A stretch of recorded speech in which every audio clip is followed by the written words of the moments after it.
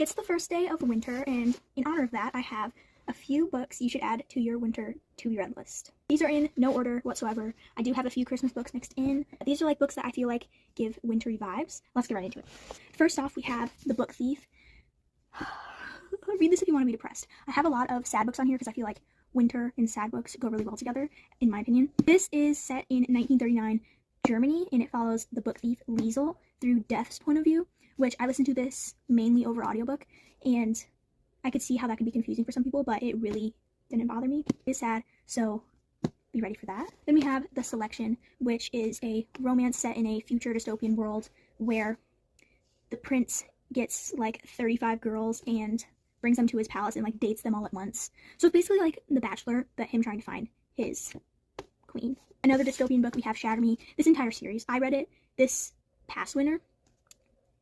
Perfect. This is also set in a future dystopian world. We follow Juliet in this book, and she can't touch anyone or they die, and she's in an asylum, and it's basically her going through life in this dystopian world. We have Binding 13, and this is a very sad book.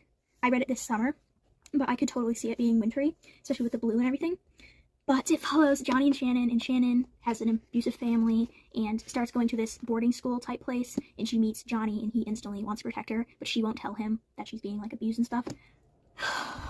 Then a Christmas book, we have Let It Snow by John Green. This is a collection of 3 short stories that are Christmassy, set during a snowstorm. The Fault in Our Stars, also by John Green, and this follows Hazel, and Hazel has lung cancer, and she is going to die. She meets Augustus, who was going to her cancer support group to support his friend with cancer, and he's instantly in love with her, and she's like, yes, you can't love me.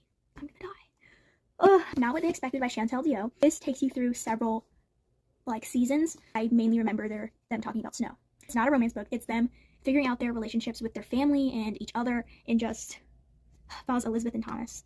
And Thomas has been in love with Elizabeth since high school, and she comes back to town after college. Another Christmas book, we have Some Like It Cold.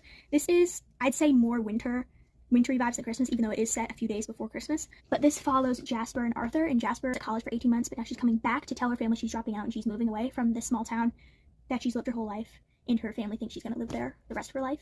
But she's not. Arthur and Jasper kind of don't like each other. They end up seeing each other a lot because of a documentary Arthur's doing. Then we have another Christmas book, which I only have the dust jacket right now because my grandma's borrowing it, but The Christmas Ring.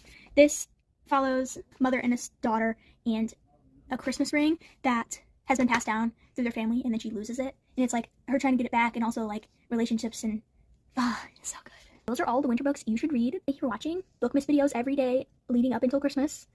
Go watch them. But yeah, I'll see you in the next one. Peace.